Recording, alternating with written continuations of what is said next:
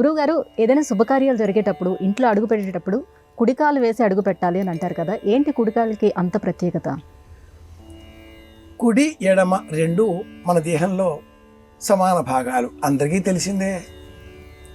కుడి భాగాన్ని ఎడమ మెదడు నియంత్రిస్తుంది, ఎడమ భాగాన్ని కుడి మెదడు నియంత్రిస్తుంది. వైస్ వర్స అంటాం ఆంగ్లంలో.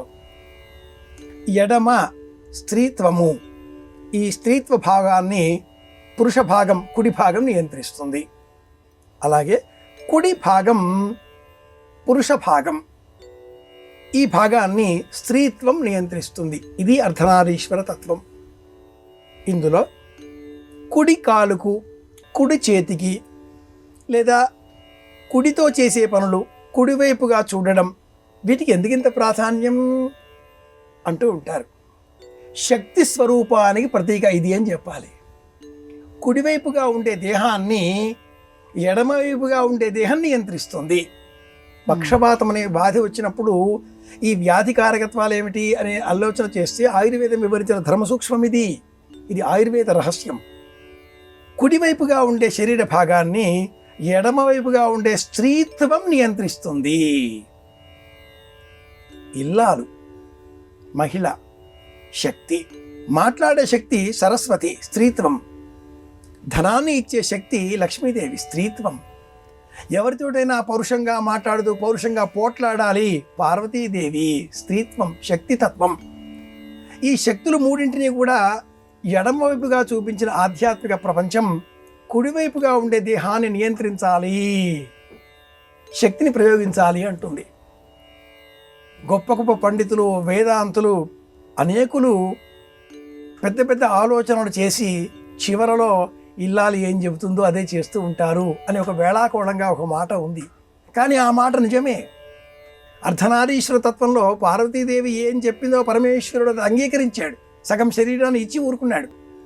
అలాగే లక్ష్మీదేవిని హృదయంలో పెట్టుకున్నాడు విష్ణుమూర్తి.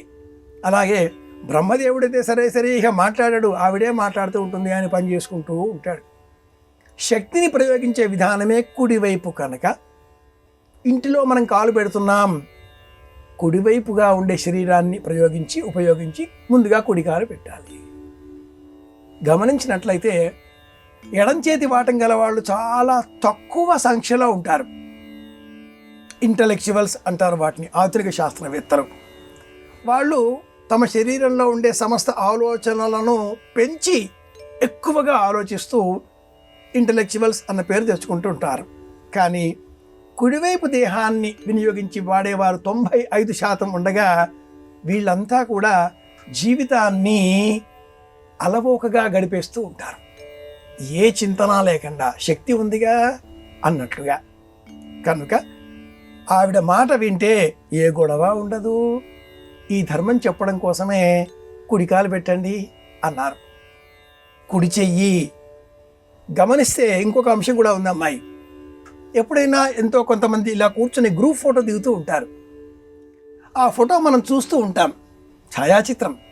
ఇలా ఫోటో చూడగానే ఇది ఫోటోగ్రాఫర్స్కి సంబంధించిన టెక్నిక్. వరంగల్లో ఉండే ఒక మహానుభావులు జంట కవులు, ఇద్దరు అన్నదమ్ములు, వాళ్ళు రాసి ఉన్నారు ఈ విషయం మీద గొప్ప పుస్తకాలు.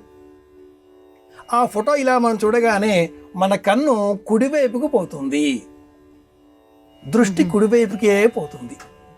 కాబట్టి గ్రూప్ ఫోటోలో ఉన్నప్పుడు మనం హైలైట్ కావాలి, కుడివైపు మనల్ని అందరూ చూచేటట్లుగా మనం బాగా ఉన్నామా అనుకుంటే ఆ ఫోటోలో కుడివైపు చేరిపోవాలి.